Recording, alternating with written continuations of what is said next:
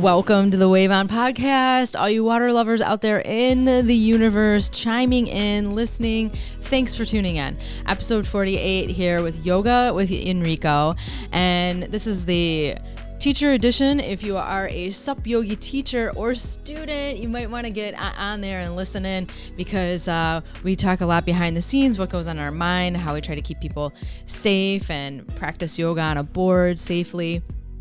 So very inspirational story from Enrico. I loved how he has so much passion for the water and how he drives that to get other people out there. He just wants people to experience and just be stress-free and living and everything. And anyway, it's an awesome podcast to listen in for behind the scenes. The SUP Yogi edition. New site. lunamoonSUPyoga.com. Before we tune in here, go there, check it out. I've put a ton of time and information and photos and everything on there, even videos, enhancing the YouTube channel. And what else you could find on there? The natural product line. Yay! Eco tubes for the lip balm and the lotion bars. Pretty much plastic free, except for the silicone wrapper that it comes in. But between Luna and I, being out more out in the snow, cross-country skiing on the lake, so if we're not paddling, we're still outside, and I've been putting some on her paws. This is kind of sensitive. She doesn't really like me to touch them too much, but I've been pulling it out and putting it on my hands too. It feels kind of nice. My gloves go on a little bit easier, and since I'm outside, then the glove kind of protects my hand. So we had this epiphany with a drawstring bag to travel with. How cool is that? So I don't know if it's going to be a limited time admission thing, but go to the website, check it out. Got new photos up there, and let's dive in here, guys. Episode 48.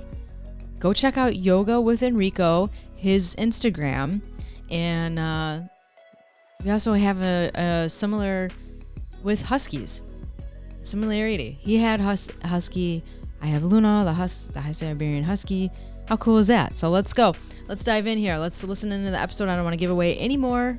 What do you guys think? Thanks for tuning in. Welcome to the show. It's so good to have you, Enrico. You're like in the zone here with your backdrop. I love it. I am. It looks great. Thanks for being here. Welcome to the show. Good. Thank you very much. Glad to be here. Yeah, you're awesome. You got to tell me about your backdrop there. You've got, it looks like the paddle. Yeah. So the surfboard's a bare, it's 10 foot long. You know, do you remember the movie Big Wednesday with the surfing? I don't know if you've ever seen it. I don't think I've seen that one. Iconic movies from the 70s. And there was this sort of like, the story about these guys that waiting for this big wave on a Wednesday, Big Wednesday as they call it. And that's the sort of like board that they make, the design and the logo. You can see the skateboard matches as well. So like I quite like the old retro longboard style of surfing as opposed to all the newer stuff. I'm more the laid back, massive, big, board on the water. The right. Titanic coming through. Well, hey, there's nothing wrong with that. I mean, that's like how you're supposed to learn with surfing anyways, right? On a longboard. Yeah, and some of us don't change. I think maybe because I'm one of the older generation, I like the older style and the retro stuff. So I've stuck with that. Yeah, and then you got the wood paddle. You even have like some little sharks. I mean, this is like this is an audio and video podcast, so if you're getting to watch, you get to see all this cool stuff in the background. Well, the sharks were coming from South Africa originally. People always, one of the first things people ask me, have you ever seen a shark? And I worked in emergency services for over 20 years in South Africa and on the coast, and I was an ocean lifeguard, worked in the rescue services. And we used to see a lot of shark attacks and so forth. And in one of my posts, I bought all these little sharks and I tied them under my paddleboard and I took a photograph from under the water with these sharks and said, even in England, there are sharks, just as a joke and, to show that there are sharks around. And, gave a bit of a talk on, sharks being the apex predator, really important and so forth. Because people always think, oh, there's a shark, kill the sharks. But, they have their place in nature and they're a really important part. So I suppose on some level, I'm quite anti the hunting of sharks for fins and so forth. Mm-hmm. Just because I think it's, they just cut the fin off and then chuck the shark back in the water. Yeah. Right. Yeah. So, I mean, in all the years that I've paddled and swam, semi-professional triathlete, swam around I've never been hassled by a shark ever. So it's more likely when I walk outside the road, I'm going to get flattened by a car as opposed to getting attacked by a shark, even though it does happen. But yeah, so that's just what the sharks are. I had them tied on under my board. I was towing them under my board when I was teaching SUP Yoga at a swimming pool. And people were like, what the hell's that? And it said, sharks in the swimming pool. You keep it pretty interesting, don't you? Yeah. I love it. And you were a search and rescue, like for like a lifeguard dive team, or? Yes, I worked in South Africa. I worked for something called Metro Rescue, where we would do everything. We trained as everything. I started out my career as a firefighter. Then I became a firefighter paramedic. And I would see these rescue guys. They had all the cool toys. They were sitting on the beach all day. They had helicopters. They had wave skis, surf skis. They had all these toys. And I thought, I wanted some of that. I'm qualified.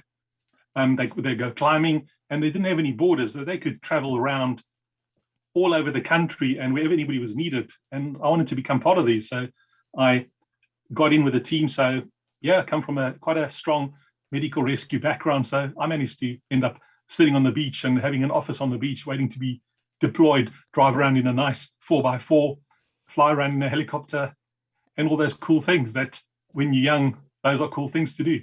Oh my gosh. Wow. You have like a pretty cool background, a very interesting dynamic. I mean, with the search and rescue, that's pretty important as being a teacher and having those skill set and training other instructors as well. Because you do that too. You teach and then you train, have trainings for SUP Yoga and stuff.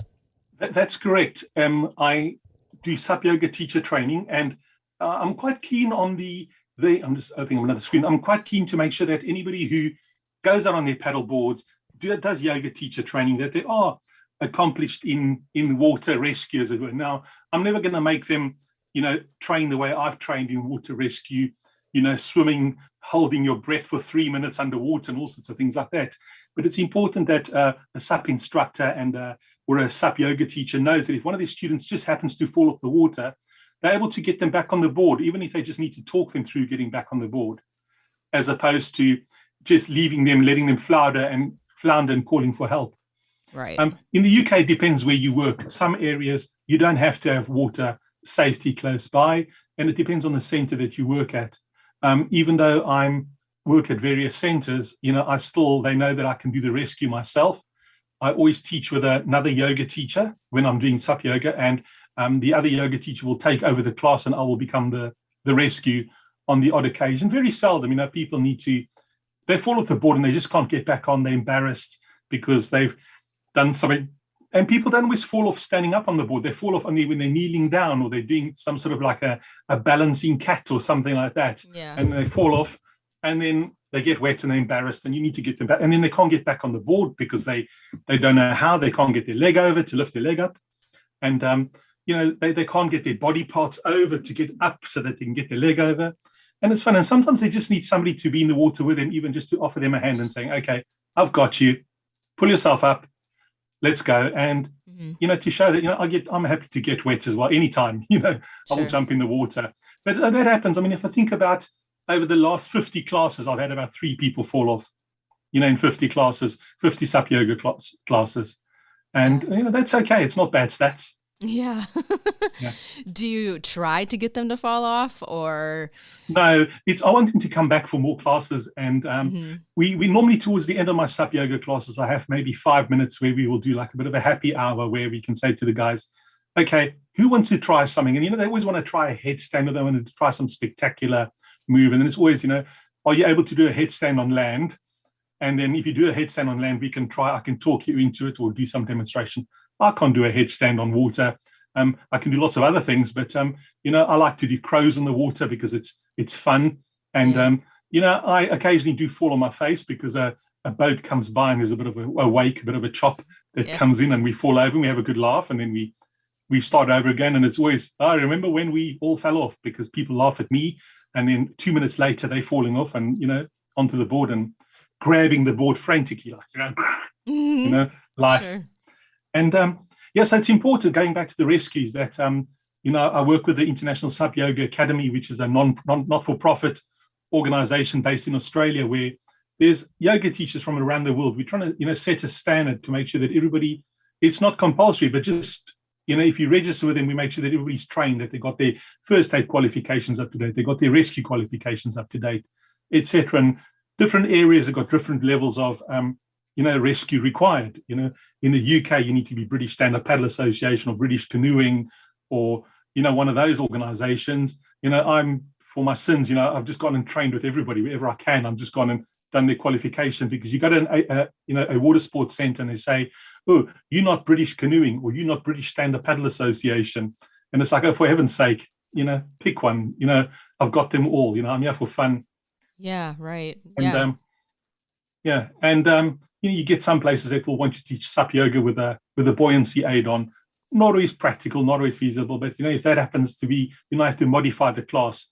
But that only happens at one place where they require a buoyancy aid to be worn all the time. Other centers saying you're over 18 years old, your responsibility. If you agree you don't want a buoyancy aid, you don't need one. Mm-hmm. And other people start off with buoyancy aids on, and 5 minutes later they're like, oh, this is getting in the way. I'll put on my deck and just keep an eye on me. So I always put the people who say to me before the time that, I'm a little bit nervous, I'm not a good swimmer, or I'm scared of the water, I put them close to me so that, if something happens to them, I'm there. And I can see their faces, normally the fear. Uh-huh. But by the end of the class, you can see the smiles appear. And then you know that they're relaxing and everything is good. Yeah, it's such an interesting dynamic, the way you teach class on the water versus in the studio on land with people. It's, you can still see some sort of fear or nervousness when they are on land as well, but it's different on the water because of all of those things you just said. Yeah. And I feel that people, when they do SUP yoga and they go back in the studio, they're so much more focused, and their alignment is so much better, because on the water, if your alignment's not always all there, you end up with a bit of a splash. And, you can talk them through exactly. And what makes, if you're a SUP yoga teacher, to teach people in the studio, you have to be very descriptive with your what you ask them to do. Place your left foot forward, keep the weight on your right hand, lift your left hand up, so you describe everything in a lot more detail. So when you are in the class, sometimes I've got to be careful, because, in a regular class in land, I sometimes got my eyes closed and I'm visualizing being on the water. And the standing joke in my classes is people often say, when I say, and lower yourself down to the deck, as opposed to onto the floor, onto your mat, so you lower yourself down to the board, step forward on the board, and they have a laugh, and they know, because that's where I come from. And, it's winter at the moment, but the summer will be as soon, and we'll all be back out on the water and getting ready. We're already planning now. I've been looking at the boards longingly. They're all in the garage. I said, my garage is now a boathouse as opposed to a garage for cars. In the UK, people don't use their garages for cars. We park our cars outside and we put our toys inside. Yeah, that's a lot that happens here too. It becomes a storage unit for other things. Yeah, it does.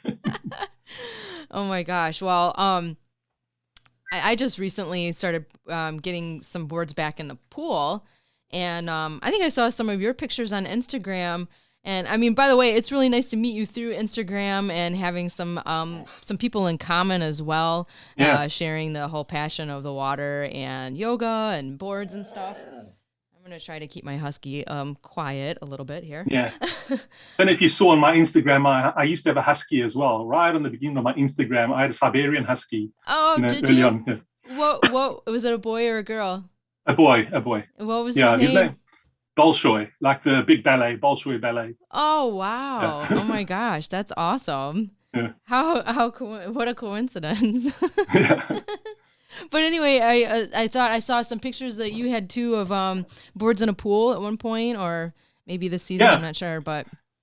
So, we started doing the pool yoga. We were approached by a local school. We've been trying to get yoga into schools for a long time, because, for me, and if I was the ruler of the universe, I would have all kids doing yoga, rock climbing, swimming, and so forth, and meditation and mindfulness. Sure. And then everything else will fall into place. Maybe it's a little bit naive of me to think that way, but I know what yoga has done for me, and climbing and all these crazy sports have done for me.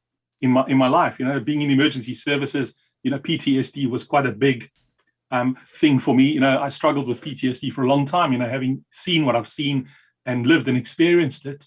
Having a fun, active lifestyle and action lifestyle, has the downside where you get, exposed to these things. So, I'm trying to, make children more resilient. And a local school said we could come and use the pool there at a cost, obviously. And we started going. COVID has caused a bit of havoc for us, with actually pools and swimming pools and social distancing and so forth. So we've had a little bit of a break. We were hoping to start up now, anytime now, back in the pool again before we go. So we have used a combination of, we just invested in a whole fleet of Boga fit mats as well, because we were trying to make it move away slightly from yoga entirely per se, because some people feel that yoga, they didn't want the spiritual side. So we were doing more the SUP fitness, as it were. So the stuff outside on the water is always yoga. That's it. I don't change that. But indoors, it becomes like SUP fitness, where you can chuck a ball around and work on your balance. And if you fall off and get back on, not a problem at all, in preparation for the winter season, or the summer season, should I say. Right. Yeah, so the swimming pool's good fun. Yeah, that's hot. Definitely. It's like hot yoga on water, because it's really hot in the pool area and humid. So even if you don't fall in, you feel drenched from all the. Definitely. You're in the UK. That's right. Where about in the UK? I have the map behind me. I always like to put a little pin on who is the podcast, and I have a few from the UK. But where are you at? I'm in Southampton, right down in the south. There's a place called the Isle of Wight. If you look right down the south of England, there's a little place right on the. If you go right to the bottom of England, you'll see like a little island just off. So there's also I'm there in Southampton. Okay. On the water, yeah. So that's where we operate from. Oh my gosh. Wow, that's awesome. I always try to imagine, between the different people that I've had on from the UK, everyone's so unique and just like, very, very cool, very laid back and everything.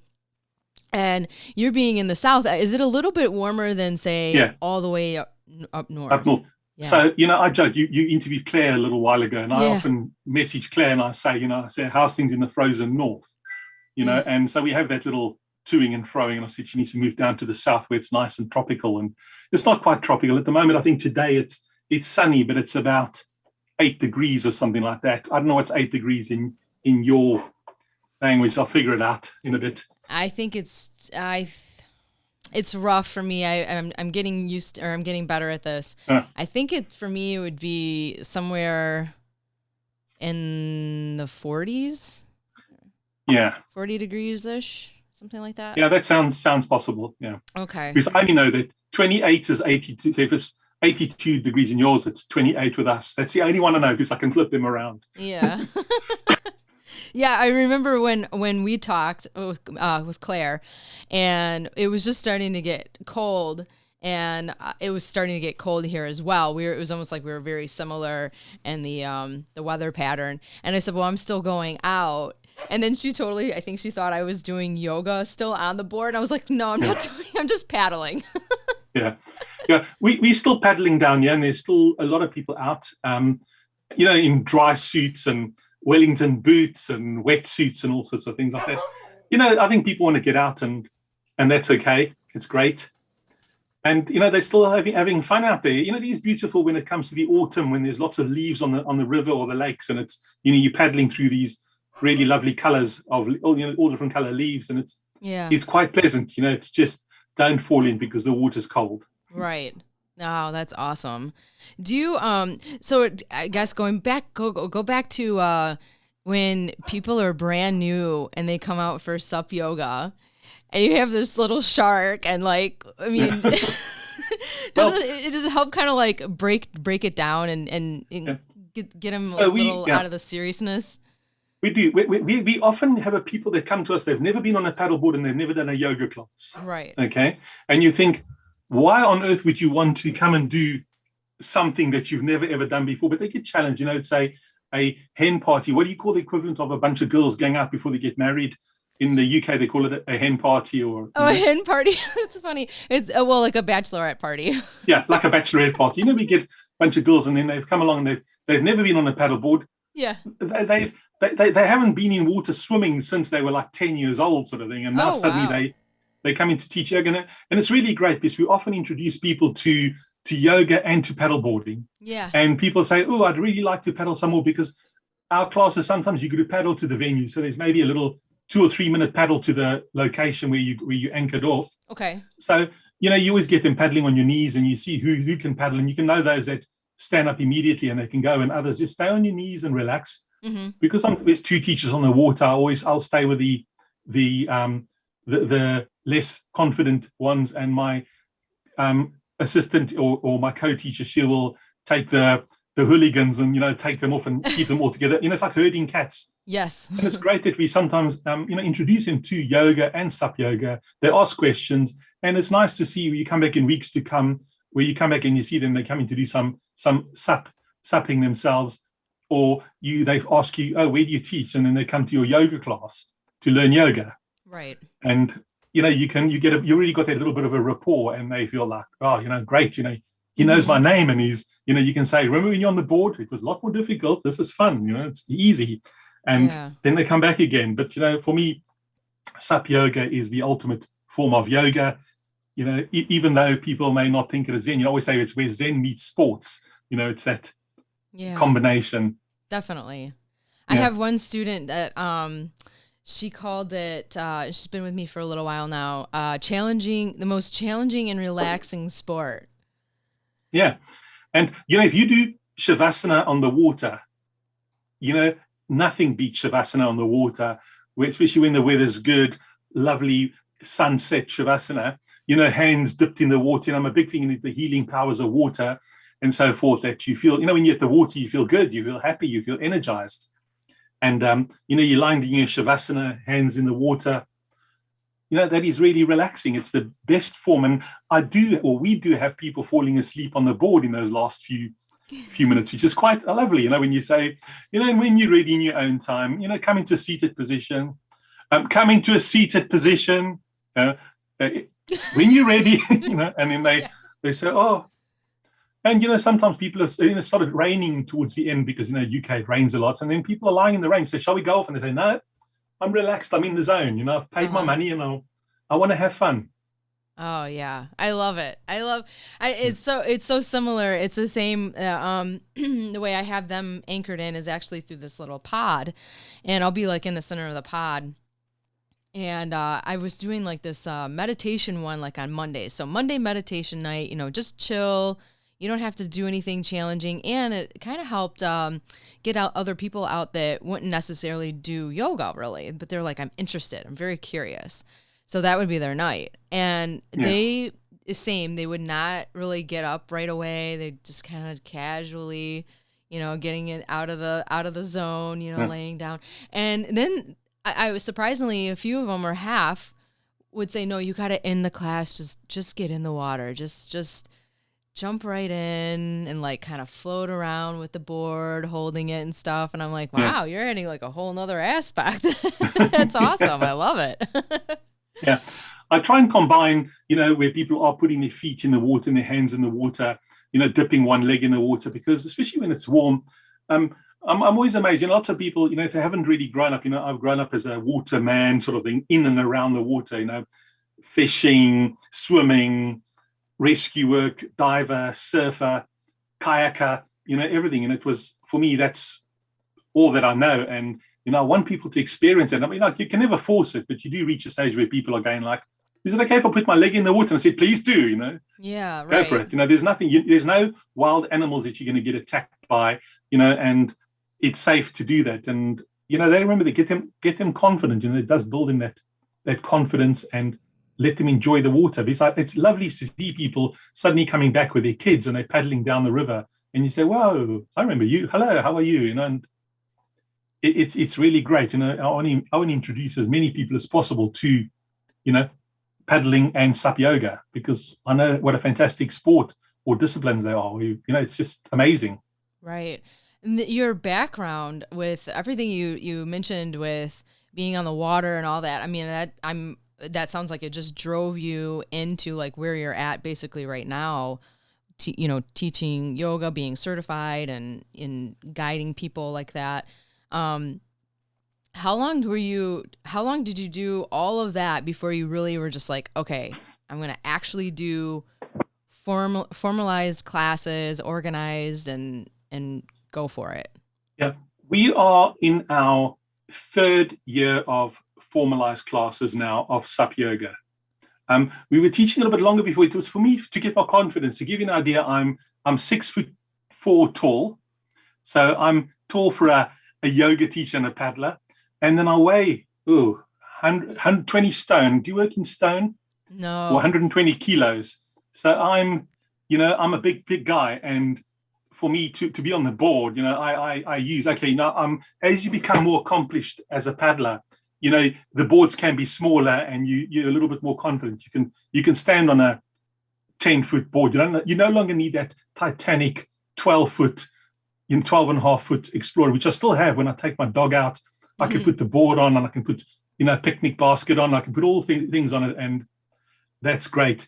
So now I always teach on a red paddle 10-foot odd board, just over 10 foot, Yeah. 34 inches wide.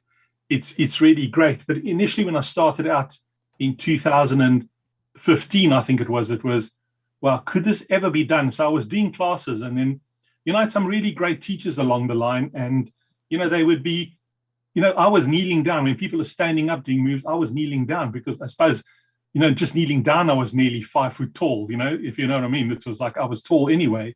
Yeah. And, people never looked at me and said, come on, stand up, because, so I managed to stand up in my own time. So I understand when people come to me and saying, I don't want to stand up. Say, that's okay. And, before you know it, at the end of the class, they are standing up, even if it's just for a short while. Sure. And you see their faces, how fantastic they feel. And, the students are safe with me. If they're falling, I'll get them out. And, they don't fall in. Very, very seldom do they do that. And, it took me a while. So I understand how difficult it is sometimes to stand up. But we've only been teaching formally for 3 years. And then we attended quite a few classes before that as well. We were like on the water every opportunity, every single class.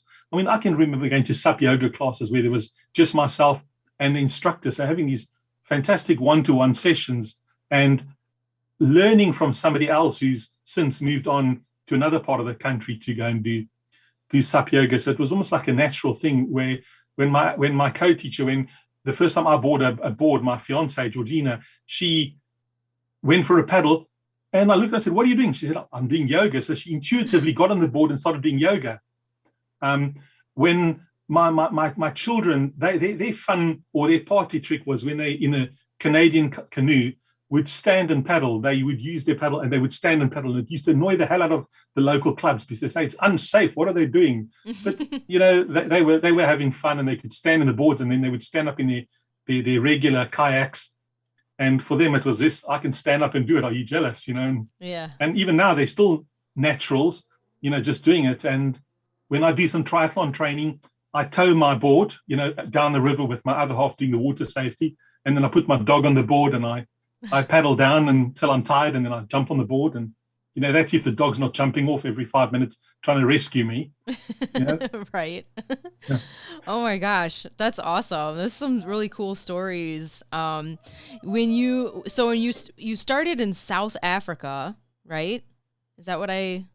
No, I started in the UK. In South Africa, paddleboarding, only the last 10, 12 years, this paddleboarding really started taking off, in England anyway. Yeah. And, you had the few, it was a bit of an underground sport at one stage, coming in, but it must be in the UK, it's certainly, I would imagine, the fastest growing water sport, I imagine, even in the world, that, being on a paddleboard. Definitely. Left, right, and center. We have seen an increase in accidents and people not using their leashes or not using quick release leashes or getting washed down river and drowning and all sorts of things like that, which is, it happens in all sports. And so I know there's something is going to Parliament now to insist that any paddleboard that's sold, they will have a quick release leash. Oh. So if anybody does fall off, they can release themselves from there.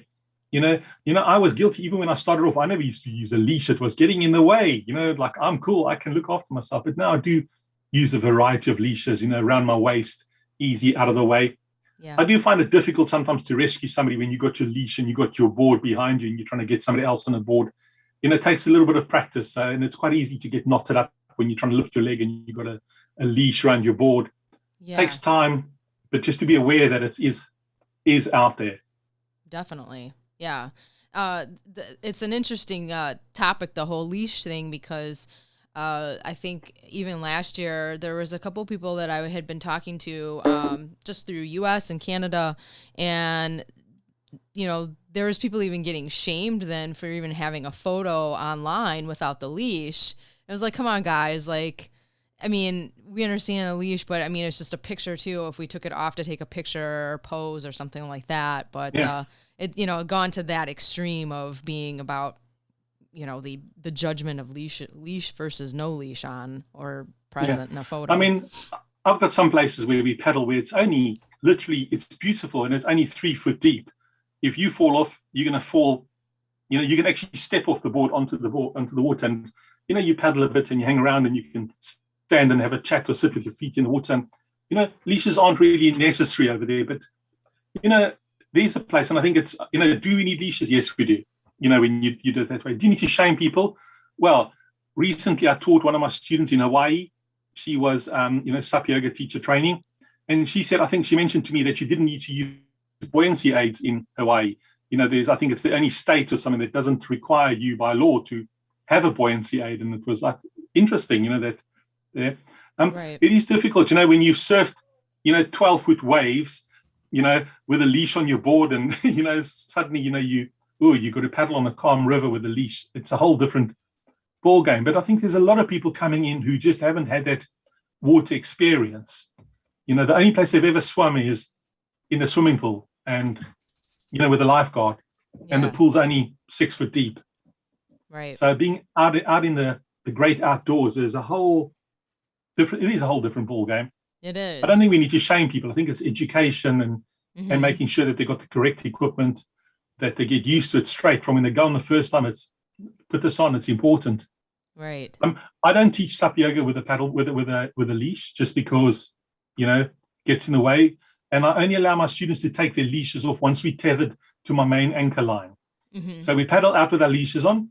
I personally anchor them all on unless I know them, because I want to make sure that they are secure. Sure. And once they're anchored, only then they'll remove their leashes, tie the leash around their paddle, put their paddle in the water, and let it drift away.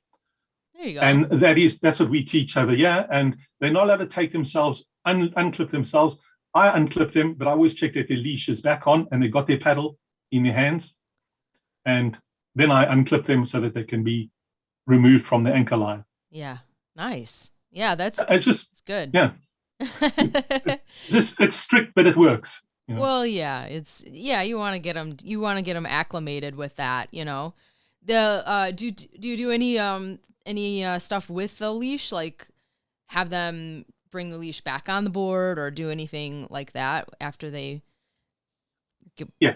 so when they finish, the class is finished, they will lie on their tummies and they will pull the leash towards themselves, put the paddle on the deck, undo the leash, leave the paddle on the deck, put their leashes back on, and then go into a kneeling position with their paddle. And I said to them, if the paddle falls in the water without the leash on, leave it. We can go and fetch the paddle. Stay with your board. Right. Because people sometimes they want to run after their paddle and then their board, and then they try and swim back with the paddle. No. Right. You can lie on your stomach or be on your knees, and you can use your board. But if you separate yourself from your board, you want to be with your paddle. And don't get me wrong, people do lose paddles.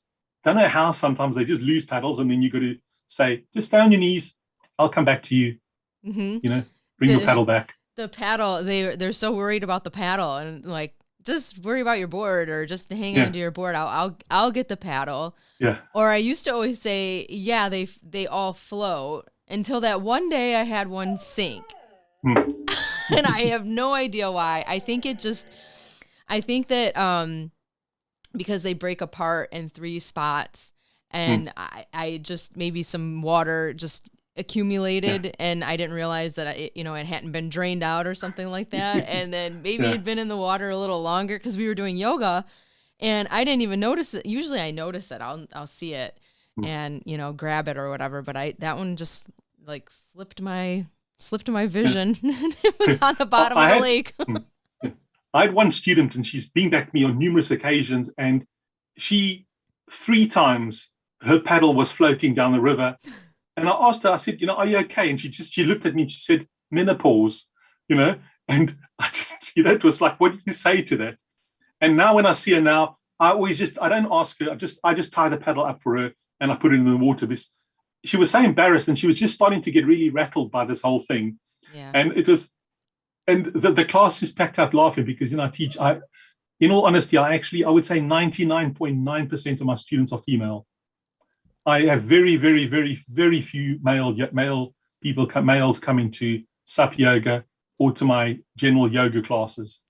Just female. I was just going to go down with this question because I was curious to see, because I don't really have any men that come to class either. If it is, it's a boyfriend that got drug out, or a husband because they did a trade off or whatever. And I was curious about you, if you were able to get more males out.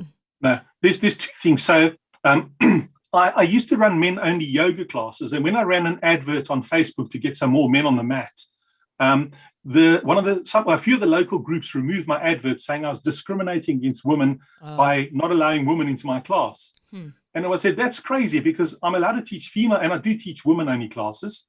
And I'm even trained in pregnancy yoga. I mean, I'm not going to do it. I just wanted to know, because when I have a female student, I want to know that she's looked after. And often they fall pregnant and they leave, and they don't do yoga for the rest of their leave.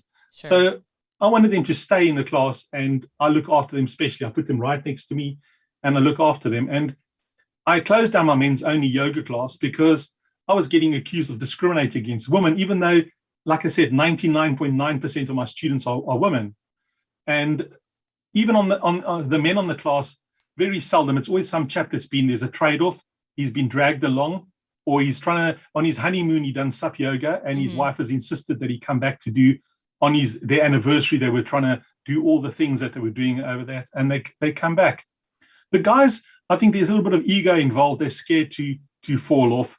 They maybe feel intimidated by all these Lululemon, Sweaty Betty, Manduka clad woman in yoga kit that they feel threatened by. And they don't, because once they go through that pain threshold of getting to know the woman in the class, they'll be part of the crowd, and they'll never look back. But guys don't always want to go through that little thing. Oh, I'm not going to hang out here for 3 weeks or 4 weeks or 5 weeks while I get in with the girls. And it's not even getting in with the girls. It's just showing your face, being respectful, attending the class. But the guys, they just don't come along. It's not cool. Come on, the Navy SEALs do yoga. How can it not be cool to do yoga? Yeah. I think two things.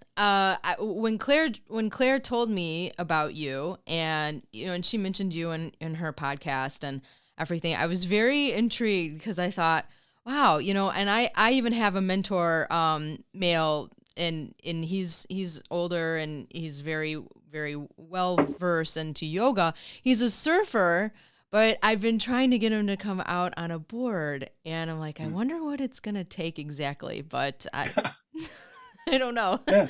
maybe this season I can get him to come out. They're just gonna try it once. What do you suggest that I ask him? Well, I think it is just, there must be some trade-off. It's just come out once, just once, and if you don't like it after that, don't ever come out again. But they just need to try it once and get addicted. I'm mainly taken up because the waves in England, the closest waves are miles away from where I am now. So SUP Yoga is just paddleboarding was the way to go, where you can still be on the water, standing on the water, and it was great that I could do it virtually any time of the year, whether the surf was up or it was flat, I could go out. Yeah, so that's amazing. It's great.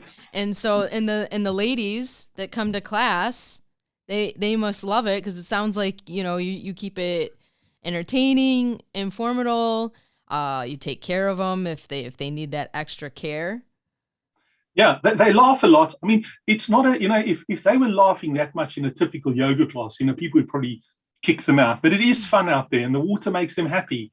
And if the water's making them happy, I'm happy. And they're doing yoga. They still get a tough workout over there because I can see their faces. I can see the board when you've got that little ripple under their boards. You know that those muscles are all working, and there's a bit of a wobble going on over there. And I always say to them, I know that it may not feel like you've had a good workout, but I can guarantee you tomorrow morning when you wake up, you're going to think, whoa, what happened to me? That was a bit of a workout. Yeah. And I like it when they send me messages on Instagram or text messages saying, oh, that was fun. I slept so well last night, And, I love that. And, my youngest student is 10. My oldest student in the studio is 82. So I teach quite a big range. I mean, my 10-year-old is 12 years old now. So I can no longer say my youngest student is 10, but she's 12 and she's still around. She comes along with her mother. Mother drags her along and she comes along. I don't have many. I think my upper range, of I'm the oldest person on the board. So I'm 58 in March. So I'm on the oldest side. So I don't think there's none of my students are that old on the water. They're all sort of like, 40ish or maybe late 40s. Yeah. Okay. So I'm old on the water. Oh, you're not old. You're young at heart, or as my neighbor says, the number may be changing, but I'm not growing old. I'm just growing up a little. I still got my hair. Yeah. Oh, wow. That's so fun. How many boards do you have? So in my own fleet, my personal fleet, Georgina, my fiance, and myself, we got 15. Wow.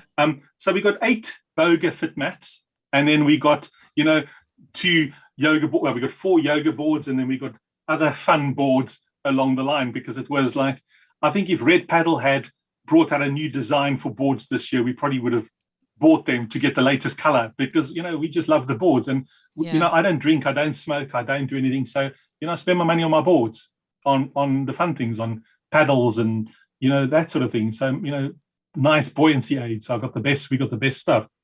But our personal fleet, we mainly either use our Explorers, our big red 12.5 foot Explorers for paddling around for fun. Georgina likes her smaller board, her smaller starboard.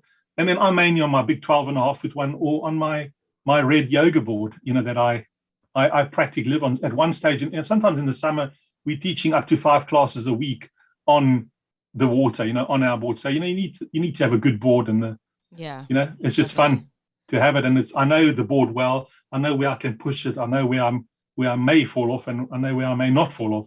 I know just exactly where to take it. Yeah, definitely. Yeah. What other kinds of gear do you like to buy, like accessory wise? Well, mainly, the paddles. I think the latest accessories that I bought a really good life jacket, a buoyancy aid, just because I'm going to be doing it. We want to do a little bit more offshore, adventures. There's a few nice scenic spots that's really accessible from the water. You can see it from far away, but by water. And, there's a lot of wind and tides and all that sort of stuff. So we've sort of like, I bought really invested quite heavily in some good buoyancy aids, waist leashes, so that, you can quick release waist leashes. Those are the biggest. And then obviously we spend nice money. We have in our kitchen, we've got paddles hanging on the wall because they like works of art. Sure. Yeah, definitely. Yeah, that's why I really like your backdrop and stuff. My husband, he builds wood kayaks and paddle boards, and he says, well, they're functional, but yeah, they are pieces of work of art, to hang. And that's why, I don't, that board, that paddle over there is lovely. It's the perfect height for me. It was well made for me. But when I paddle it, like I said, when I go through the water, it's got like a little bit of a little shudder as I paddle through. Yeah. But, I have used it. Yes. Have you used it? Yes, I've used it, and it works well. And then I go back to my go-to paddle that I know. We're very particular with our paddles. Our school paddles have got our plastic ones that if people want to use it as a shovel, or when they're trying to get away and they dig in the water, and, students, they do that. Yeah. It's not the end of the world. But, the carbon fiber ones, we're not going to use that as a spade or to dig in the water to go. And we tell the people, don't do that, because So when they do borrow somebody else's, they're mindful that it's a piece of something that can get damaged and does cost money. Yeah, definitely. Yeah. Yeah, it's I'm doing an online training right now, so we're doing some book work before it gets warm out, and so we're just trying to get a head start. Yeah. But we were talking about paddles this weekend, and I had my bamboo paddle out, and I love this paddle. It's warm in my hand. It feels good. I have my carbon fiber one too, and I kind of trade off, throughout the season. But my last bamboo paddle was less expensive, and the edges started to like fray over time. Yeah.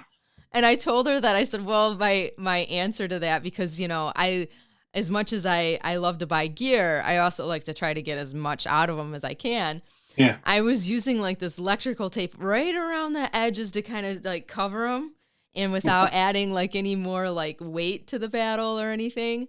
And she thought that was kind of funny, and I'm like, I hope this doesn't happen with this new paddle. I don't think it's going to, but I mean, I used to put electrical tape on my ice hockey stick, to tape up my stick in the old days, before you got all these fancy tapes, electrical tape worked well to save your hockey stick, Yeah, right.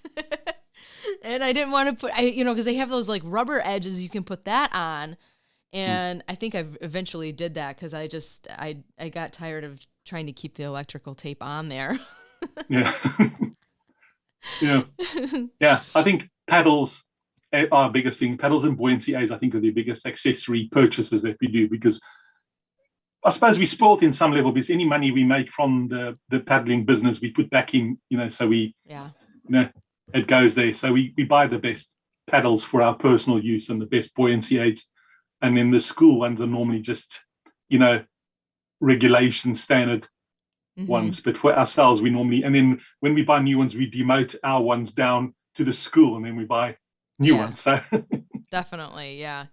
Pretty much. That's the same exact thing. So it's kind of, I mean, would you say that some people too, because this is a growing sport, that you have seen some of these repeat people, but then they get curious about gear. So now you're really, trying to tell them, okay, this is what you're using for, your class, but here are these other options. And then all of a sudden their eyes open up like, whoa, I didn't realize there was all this gear and stuff. Yeah, it is, because suddenly they come along, and it is nice to see them. Some people, they got a lot more cash, and you see them buying the best board, and you do get messages saying, what would you recommend? And I'm sort of like work quite closely with a local company here, and I always refer them there and just say, I said go there. I don't get any money out of it, and it's really great so they can go somewhere, because I trust the people that will be selling the board. And I know when I bought my first board from this company, when I said I wanted a particular board that was really expensive, the guy said, that board's not going to work for you. Your height and weight is just not going to be suitable. I suggest you buy this cheaper board, spend your time with a cheaper board for a few years, and then you can go for this fancy bamboo board. I like the look of the bamboo board, and it was cool. And funny enough, I've just stayed on the inflatable boards that I use, because I like them, and they are perfect for what I want them for. Right. And that's what you use for class when you teach, is a inflatable? Yeah, inflatable. I use a red paddle inflatable. I think all my classes are inflatable boards, because the various centers that I work at, they've all got inflatable boards, and pretty good ones. Often the students are buying at the end of the season, they're buying boards from the company that they were using during the year.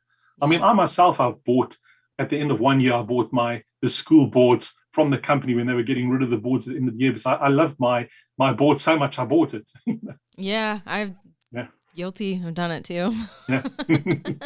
I've had my share of boards in the past, and just, getting experience with them. There's nothing wrong with that. Sort of learning the way. I try to give them as much pointers as I can too, so it saves them a little bit of money, because it does. And I send them this company because I know that they're not going to sell the most expensive board. They're going to sell the best board for what they want to use it for. I always say to people, how much do you want to spend? You can spend £300, or you can spend £2,000, on a board. You decide, because you can spend so much money on a board and a paddle. And always, let people say, this is my paddle, feel the weight. Yeah. This is the school paddle. Can you see the oh, your paddle's so light.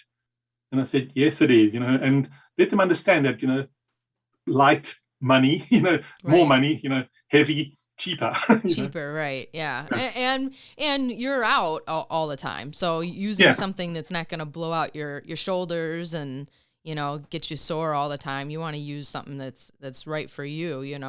Them coming out for just exactly. an hour and a half, it's okay, Yeah, it's nothing. Yeah. right? And it is great. I like seeing the students out when they are, when they start getting their own equipment, and you get these messages, random messages saying, "Really love the class. Where can I go buy a board?"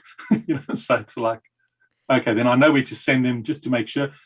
They all go. They always end up going online, or they buy from Amazon, and always say, "Be careful. It's great, but make sure you know what you're buying, because it might not be suitable for you. It might, just because it says it's 10 foot long, you know, just be careful. Buy something. It's always good to buy something that's got a brand name, because it's going to be more reliable and trustworthy, and you can use it longer. Right. And I would say, look at this board that I'm paddling on. I use it 5 times a week in the summer. Never been punctured. It's all works well. So just to let them know that, but often people want to, they see what the teacher's using, and I want something like the teacher. This must be good. So it's, yeah, Yeah, that's always a nice thing too, yeah, and I've had it happen, yeah, both ways, or people maybe spend first and then didn't realize, and then they come out to class and they're like, "Oh man, I gotta upgrade, I yeah, didn't know what I was doing when I bought this one." And yeah. Because buying a board for fun paddle might not be suitable for SUP yoga, right, and vice that's versa. true. Because I know my SUP, when I go out on my SUP board, my yoga paddle board, and I paddle with my other half, and she's out on her slimline starboard paddle. And every stroke that I dip in there, I would do about three, to keep up with her. And then she's just casually, paddling along, Yeah. and thinking to myself, oh, you know, she's streamlined, or when she's just turning around. And what do you want? Do you only want it for yoga? Because I use a board for yoga, a board for long distance paddling, a board for fun paddling. Just because, Yeah, that's just definitely. that goes. This year I vowed I'm probably going to buy myself a nice 13-foot, um, more like a race board, just for fun. But Yeah. in all honesty, I don't need it. But that's another gadget that I might consider buying. Well, the 13, so if you're regularly on a 10-6. 10-6, yeah, Okay. Because that's another thing too, like you said, with the size and the size of board to the paddler, that kind of thing. It's I mean, there's so many different sizes. It goes width, length, thickness. It's like exactly. all these options for people. Yeah, I mean, like you said, as you say, what do you want to do with it? Do you just want to all round paddle once a week? 1 weekend a month? Are you Hmm. going to be paddling every single? They always start out, they're going to be paddling all the time, but the minute that the weather's bad, they're not out. The weather's too windy, they're not out. Mm. Too sunny, they're not out. Too cold, it's like buying a motorcycle. You sort of like, you're either going to decide if you're going to use it or not. Yeah, that's a good point. Right. A motorcycle, Yeah, very seasonal, yeah. weather related. Yes. Oh my gosh. I mean, the paddlers are pretty hardcore in the UK. I would say they are out. I see them all out. Yeah, and that's really good to see them out. They are like dressed up like Eskimos, with woolly hats on and all sorts of things like that. But they're out, and that's really great. Every opportunity there's sunshine, they'll be out. Yeah. That's a good point. I sometimes I struggle to think that, like, because I'm in the Midwest, Michigan, Minnesota, Wisconsin, Cold. yeah, Chicago. It's frozen. It's cold. The Great Lakes are, almost Mm. frozen over. Um, so it's hard. I feel like it's hard to have like I still think it's growing sport too, though. So it's verse in both ways, where it's very exciting for people, and they're Yeah, learning. And I would say, even at the end of my year, I mean, people were asking more about cold water gear, what to wear and yeah, stuff. And I was like, wow, I've never had a solid group of people that were still dedicated and asking. So yeah. it's a good People sign. often ask, the favorite question is, when do you stop? And there's no time to stop. You can paddle all year round. We do stop the SUP yoga outdoors by, when it starts, it's almost like, when we're losing light. It all depends when the high tide and we're losing light. Yeah. And then we stop. So, and it's almost like a natural death when you see your class numbers drop off, and you've got your few hardcores, and you say, are we coming out next week? Because I'm happy to be here if you guys are out here. And then you get those that come, and eventually when you suddenly pitch up, then there's one student, then you know that, okay, we've now, and then the student goes, oh, I'm really disappointed. But that's how it goes. The numbers determine when we stop, and the light and the cold. That's pretty much the same here. Yeah, I had the diehard core right until the middle of October. And I even had sold one or two of my used boards because they were dying to have it. And I thought, well, I gotta go with it. I mean, she's got plans or whatever to use them. So, and then I had to even limit the number of students coming. And then there was, I'm on a wait list. What? It's the last good day. I'm like, I know, I'm sorry. Yeah. That's what happens. And then suddenly you close down, and then the next week it's perfect weather again, so it's just so unpredictable. But I think you reach a stage with your students where they got your number and they go, are we paddling this weekend? Are we doing SUP yoga? And then you can say, okay, if we can get 5 together, we'll go out, as long as we can get a group together, make it worthwhile. Oh, that's awesome. It happens, so it's good. I would love to take your class. I would love to experience it on the, being not the teacher all the time. Yeah. And that's what happens, is because around you, there are 1 or 2 SUP yoga classes. I've had a few teachers come to me recently just to, have a cup of coffee, go for a paddle, and just to pick the brains, because I know that the SUP safety hasn't been high on the teacher training, because it's really it's an unregulated sport, really, and people just do what they do. Even though my teacher training is accredited by the Yoga Alliance professionals, the Yoga Alliance equivalent in America, people still, they just come along and they can get themselves registered, and they say, you can't have a paddling body accrediting a yoga type sport, and you can't have a yoga body accrediting paddle. Somewhere along the line in the middle, you need to meet. Yeah. So not many requirements over here, but I've made sure that I've covered both bases with the Yoga Alliance and the local, British Canoeing or whichever governing body that people want to go with. So when you get a qualification from me, you're going to get the rubber stamps, as it were, from more than one organization. That makes my certificates look a little bit colorful, but it says that I'm, I've done, it's got British Canoeing, International SUP Yoga Academy, Yoga Alliance, it's got everybody on there. But it's just so people know that piece of paper is worth something, and it's been accredited and it's been earned. Nice. That's awesome. Yeah. That's so cool. I love that we get to connect like this. I wish so much that it could be in person or whatever, but that would totally limit the podcast. And so we do video, and we spread the community and the vibe of SUP and yoga as well, and it's all good. But it's really, really nice to meet you. And you. Do you have like a inspirational message or a word or anything that you would want to end with? I think it's just get out there, even if you've never done it before. Just get out there, go and experience it, see what the water can do for you. Amazing activities, paddleboarding, yoga, combine them, can't go wrong. Can't go wrong, exactly. Yeah. Oh, thanks, Enrico. This has been amazing. I can't wait to get the episode out there and share it. So it'll be good. Be out there for everybody. Excellent. That's great. Yeah, thank you. And thank you. Thanks for your time. It's been fun talking to you. Yeah, it's been great to talk to you and get to meet you and do all the things. Yeah. All right. Okay. Thanks. Thank you. See you then. Bye-bye. Bye-bye. Bye.